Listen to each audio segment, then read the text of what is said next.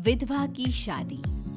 सिर्फ 30 साल की थी नीलम जब एक कार हादसे में उसके पति की मौत हो गई। उसकी गोद में था उसका 4 साल का बेटा और ढेर सारी जिम्मेदारियां। नीलम को सजने संवरने और अच्छे कपड़े पहनने का बहुत शौक था, लेकिन पति की मौत क्या हुई, नीलम की तो जैसे दुनिया ही बदल गई। मेरे बेटे को गुजरे हुए अभी 1 साल भी नहीं हुआ और तूने गुलाबी रंग का कुर्ता पहना हुआ है। तुझे अपने पति के जाने का जरा भी गम नहीं है क्या? ऐसी बात नहीं है मम्मी जी, लेकिन पूरी जिंदगी सिर्फ रोकर तो नहीं गुजारी जा सकती ना। तो क्या करेगी? पार्टियां मनाएगी? अरे एक तो मेरा बेटा मर गया और तुम्हें कोई फर्क ही नहीं पड़ता। मम्मी जी, मेरा भी पति गया है और इस बात से मुझे कितना फर्क पड़ता है मैं आपको बता भी नहीं सकती। लेकिन अगर मैं रोती हूँ तो मेरा 4 साल का बेटा बहुत रोता है, अपने पापा को याद करता रहता है। उसे दिखाने के लिए ही सही मेरा ठीक से रहना बहुत जरूरी है। कुछ दिनों के बाद, मम्मी जी मैं नौकरी करना चाहती हूँ। लेकिन उसकी क्या जरूरत है? यहाँ घर में रह रहकर मेरा दम घुटता है। पूरा दिन मुझे अपने पति की याद आती है। कुछ देर के लिए ही सही घर से बाहर जाऊंगी तो शायद कुछ अच्छा लगे। ठीक है, जैसा तुम्हारा मन करता है वैसा करो, लेकिन ध्यान रखना ये ज्यादा चटक मटक रंगों के कपड़े पहनकर घर से बाहर जाने की जरूरत नहीं है, वरना दुनिया हमारे बारे में बातें करेंगी। अपनी सास की बात मानकर नीलम सफेद रंग के कपड़े पहनकर ऑफिस जाना शुरू कर देती है। ऑफिस में नीलम की एक सहेली बनती है दिव्या। नीलम, तुम हमेशा ये सफेद कपड़े पहनकर क्यों आती हो? दिखने में इतनी सुंदर हो, जॉब करती हो, तुम्हें अच्छे से रहना चाहिए। तुम्हें तो पता ही है, 1 साल पहले मेरे पति की मौत हो गई और इसीलिए मेरे ससुराल वालों ने कहा है कि मुझे सिर्फ सफेद कपड़े ही पहनने चाहिए, वरना लोग मुझे गलत समझेंगे। लोगों के हिसाब से तो अपनी जिंदगी जीना ही गलत है, लेकिन तुम कब तक ऐसे रहोगी? जो हो गया उसे भूल जाओ। मेरा भी बहुत मन करता है कि तुम लोगों की तरह रंगीन कपड़े पहनूं, अच्छे कपड़े पहनकर तैयार होकर रहूं, लेकिन फिर मोहल्ले वाले और रिश्तेदार मेरे बारे में उल्टी सीधी बातें बनाने लगते हैं। देखो, तुम जॉब करती हो, तुम्हें लोगों की बातों की परवाह नहीं करनी चाहिए। अगले दिन नीलम जाने के लिए तैयार होती है और रंगीन कपड़े पहन लेती है। ये देखकर नीलम की सास को गुस्सा आ जाता है। देखो बहू, तुम्हें समझाया था ना, अब तुम विधवा हो, तुम्हें ऐसे रंगीन कपड़े नहीं पहनने चाहिए। मम्मी जी, अगर मेरे पति की मौत हो गई तो इसमें मेरी क्या गलती? और सफेद कपड़े पहनने से आखिर क्या हो जाएगा? क्यों नहीं पहन सकती मैं रंगीन कपड़े? क्योंकि सफेद रंग विधवाओं के लिए बना है और तुम्हें रंगीन कपड़े पहनने का अब कोई हक नहीं है। तभी वहाँ पर नीलम की सहेली दिव्या आ जाती है। वो नीलम की सास की सारी बातें सुन लेती है। आंटी जी, विधवा होने का मतलब ये तो नहीं कि इंसान अपनी जिंदगी जीना छोड़ दे और रंगीन कपड़े पहन लेने से क्या हो जाएगा। एक विधवा लड़की बाकी के सारे काम तो करती है ना, खाना खाती है, घर के काम करती है, फिर रंगीन कपड़े क्यों नहीं पहन सकती? वो इसलिए ताकि विधवा होने के बाद किसी दूसरे आदमी की नजर में ना आए। अरे रंगीन कपड़े पहनेगी तो सुंदर लगेगी, फिर कल को आकर कहेगी मुझे दूसरी शादी करनी है, तब हम क्या करेंगे? हाँ तो ठीक है ना, इसमें गलत क्या है? एक विधवा को अपनी जिंदगी जीने का पूरा अधिकार होता है। नीलम को भी है। चलो नीलम, तुम यही कपड़े पहनकर मेरे साथ चलो। नीलम रंगीन कपड़े पहनकर अपनी सहेली दिव्या के साथ ऑफिस चली जाती है। कुछ इसी तरह दिन बीतने लगते हैं, लेकिन अब पति के जाने के बाद नीलम बहुत उदास रहने लगी थी। क्या बात है, तुम इतनी उदास क्यों रहती हो? देखो, नए दोस्त बनाने चाहिए, लोगों से बात करनी चाहिए।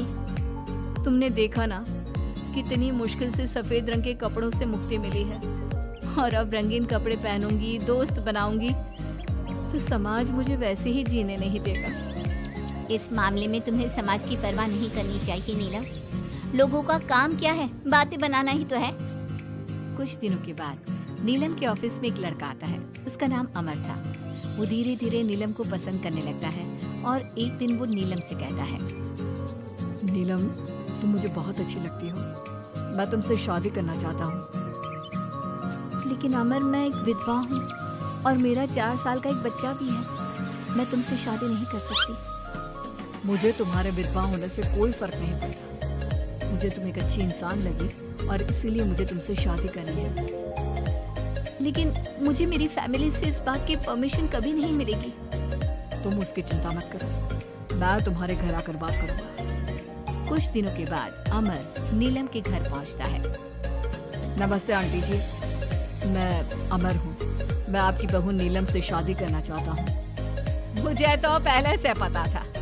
पहले तूने विधवा वाला सफेद रंग छोड़कर ये रंग बिरंगी कपड़े पहनने शुरू किए और अब तेरा चक्कर भी चल रहा है। नहीं मम्मी जी, आप गलत समझ रही हैं। मैंने ऐसा कुछ नहीं किया। अगर ऐसा कुछ नहीं किया तो फिर कौन है ये लड़का? और यहाँ हमारे घर तेरे साथ शादी करने की बात करने क्यों आया है? आप नीलम को गलत समझ रही हैं। मैं नीलम को पसंद करता हूँ और उससे शादी करना चाहता हूँ। उसने मुझसे कभी ऐसा नहीं कहा। चले जाओ हमारे घर से। हमारे यहाँ पर विधवा बहुओं की शादियाँ नहीं करवाई जाती। समझ में आई बात? अमर वहाँ से चला जाता है और नीलम की सास उसे बहुत उल्टा सीधा सुनाती है। कुछ दिनों के बाद पड़ोस में एक शादी होती है। वहाँ पर सारी औरतें तैयार होकर आती हैं। नीलम की सास भी उसे वहाँ पर चलने के लिए कहती है। नीलम सफेद रंग के कपड़े पहनकर अपनी सास के साथ वहाँ पर जाती है, क्योंकि ऐसा उसकी सास ने कहा था। पर सारी औरतें काफी सुंदर तैयार होकर आई थी। देखो तो मेरी साड़ी का कलर कितना सुंदर है, तुम्हें पसंद आया? और ये देखो मेरे कंगन, पिछले महीने ही दिलवाए थे मेरे पति ने। कितना अच्छा डिजाइन है ना? अरे तुम्हारी मेहंदी तो दिखाओ, रंग तो बहुत सुंदर आया है। लगता है तुम्हारा पति बहुत प्यार करता है तुमसे। और नहीं तो क्या। और वैसे भी ना, मुझे मेहंदी का ये लाल रंग बहुत पसंद है। अरे जरा उधर तो देखो, ये नीलम वहाँ पर क्या कर रही है? हम सबके बीच में विधवा का क्या काम? अरे इसका यहाँ होना तो मनहूसियत है। इसकी सास को इतना भी नहीं पता कि इसे यहाँ नहीं लाना चाहिए था।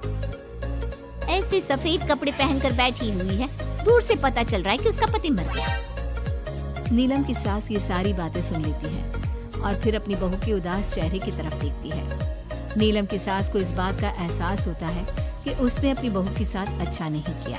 घर आने के बाद, नीलम, जरा मेरे पास आना बेटा। क्या हुआ मम्मी जी? मुझसे कोई गलती हुई है क्या? लो बेटा, बहुत सुंदर सुंदर और रंगीन साड़ियाँ हैं। ये सब तुम्हारे लिए। और सुनो, वो जो लड़का उस दिन घर आया था ना, क्या नाम था उसका? अमर। उसे कहना कि वो मुझसे आकर मिले। लेकिन अचानक क्या हुआ मम्मी जी? सब ठीक तो है ना? आप ये कपड़े मुझे क्यों दे रही हैं? और अमर से क्या काम है? बेटा, मेरे बेटे की मौत के बाद भी तुम मेरा इतना ख्याल रखती हो, नौकरी करती हो, पैसे कमाती हो। आज जब उस शादी में मैंने दूसरे लोगों की बातें सुनी, तब मुझे इस बात का एहसास हुआ कि विधवा होने के बाद भी तुम्हें जीने का अधिकार है। मम्मी जी, मैं कुछ समझी नहीं। देखो बेटा, जो चला गया वो चला गया, लेकिन आज के बाद तुम रंगीन कपड़े पहनोगी, खुश होकर रहोगी। और हाँ, मैं खुद तुम्हारी शादी अमर के साथ करवाऊंगी। लेकिन मम्मी जी, आप ये सब क्यों कर रही हैं? मैं तो आपके कहने पर सफेद कपड़े पहनकर शादी में गई थी। वही तो बेटा, मुझे अच्छा नहीं लगा। और ऐसा तो किसी किताब में नहीं लिखा कि विधवा होने के बाद एक लड़की को सिर्फ सफेद कपड़े पहनने चाहिए। अगर तुम ससुराल में रहकर अपनी जिम्मेदारी उठा सकती हो, तो फिर अपनी जिंदगी में सारी खुशियों पर भी तुम्हारा अधिकार है। नाचने वाली से शादी। दिनेश एक बार अपने दोस्त अमर की शादी में उसके गांव गया। दिनेश और उसके दोस्त शादी में जमकर मजे कर रहे थे। अमर की शादी में एक नाचने वाली लड़की भी आई थी, जिसका नाम था अमृता। उसका नाच देखकर वो लड़की दिनेश को बहुत पसंद आ जाती है। जब वो लड़की शादी में डांस करके वहां से जाने लगती है, तो दिनेश उसके पास जाता है। देखो, तुम मुझे बहुत पसंद हो, तुम बहुत अच्छा डांस करती हो। जी शुक्रिया, डांस की बात तो सही है, लेकिन आप मुझे पसंद करते हैं, ये बात समझ में नहीं आई। इसमें समझना कैसा? मैं तुमसे शादी करना चाहता हूँ। हाँ, आपको पता नहीं क्या, मैं नाचने वाली हूँ और हम जैसी लड़कियों से कोई शादी नहीं करता। बहुत लड़के आते हैं तुम्हारी तरह बातें बनाने वाले, शादी के प्रपोजल्स लेकर लेकिन शादी कोई नहीं करता। कौन करेगा मुझसे शादी? मैं सच कह रहा हूँ, मैं सच में तुम्हें बहुत पसंद करता हूँ और तुमसे शादी करना चाहता हूँ। मुझे तुम्हारी बात पर बिल्कुल भरोसा नहीं। अगर तुम सच में मुझसे शादी करना चाहते हो तो अपने माँ बाप को साथ में लेकर आना। मैं तुम्हें यहीं इसी गांव में मिलूंगी, ये मेरा पता है।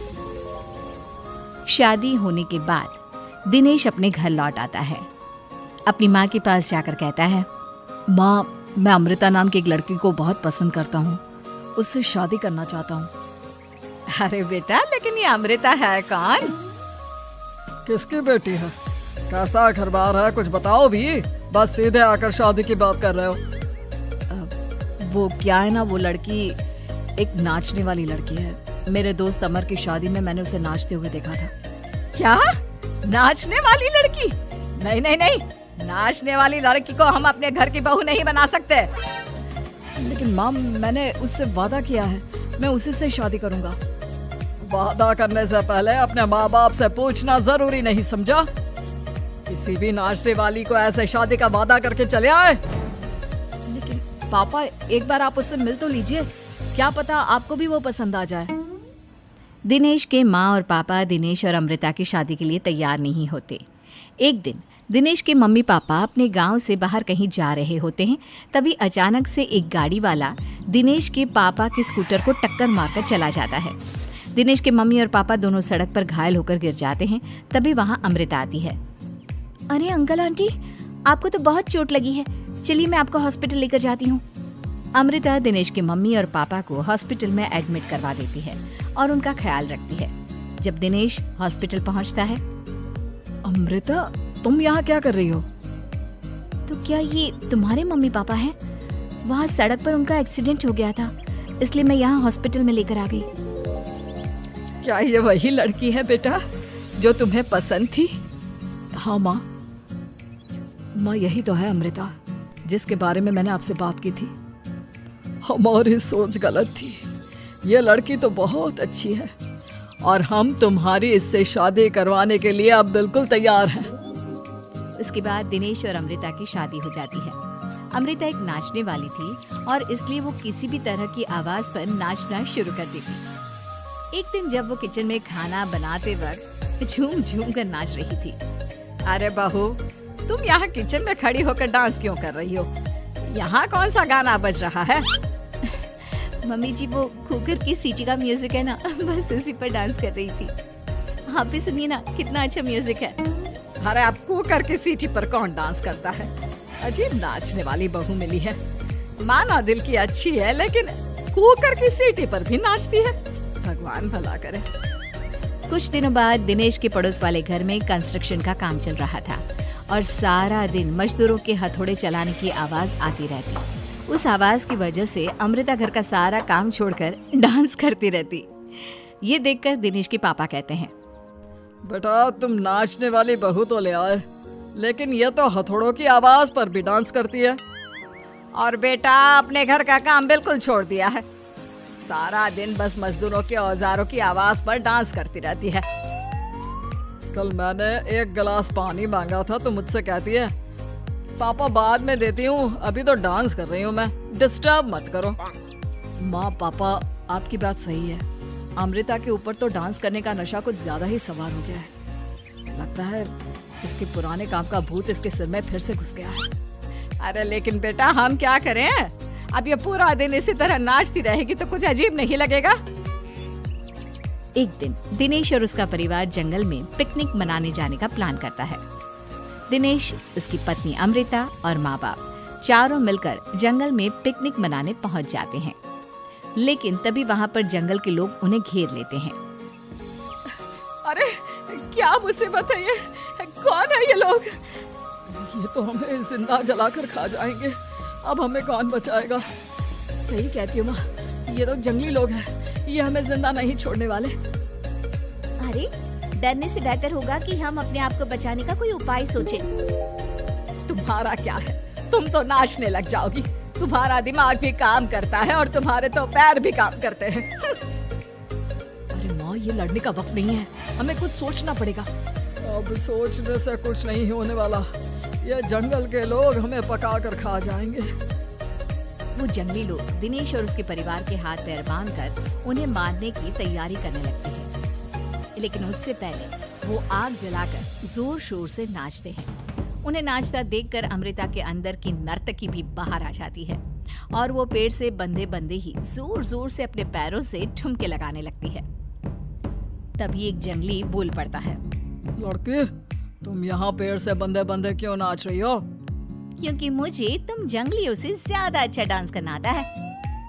अरे जाओ जाओ, हम जितनी तेज डांस करते हैं उतना तो तुम कर ही नहीं सकती। लगा लो शर्त। अच्छा ठीक है, लगी शर्त। अगर तुमने हमसे ज्यादा अच्छा और तेज डांस किया तो हम तुम्हारे परिवार को जिंदा छोड़ देंगे। और अगर तुम हार गई तो हम तुम सबको जिंदा जलाकर खा जाएंगे। अच्छा ठीक है, मुझे तुम्हारी शर्त मंजूर है। अब बजाओ तुम्हारा जंगली ढोल, देखते हैं कौन कितना डांस करता है। वो जंगली लोग जोर जोर से ढोल बजाकर नाचना शुरू कर देते हैं। दिनेश और उसका परिवार उनके नाच की स्पीड देखकर दंग रह जाता है। अमृता भी उनके साथ बराबर से नाचने की कोशिश कर रही थी। धीरे धीरे अमृता ने अपने डांस की स्पीड को कम कर दिया। क्या हुआ, हवा निकल गई तुम्हारी? बढ़िया है हमसे जीतने वाली। बस 1 मिनट रुक जाओ, तुमको तो मैं अभी बताती हूँ। अब तक अमृता धीरे धीरे नाच रही थी ताकि वो सारे जंगली थक जाए और अमृता बाद में जोर जोर से डांस करके उन्हें हरा दे। और ऐसा ही हुआ। अमृता ने अब तेज स्पीड से नाचना शुरू कर दिया। सारे जंगली अब तक थक चुके थे। देखा, अब पता चला कौन ज्यादा अच्छा और तेज नाच सकता है। हाँ हाँ, तुम ही हमसे ज्यादा अच्छा और तेज डांस करती हो। हमने मान लिया, बहुत थक गए, बस भी करो। अरे अभी कहाँ से बस करो, तुम कहो तो मैं दिन रात लगातार नाच सकती हूँ। हम तुम्हारे आगे हार मानते हैं, तुम अपने परिवार को लेकर यहाँ से चली जाओ। देखा माँ, आज नाचने वाली बहू ने हम सबकी जान बचा ली।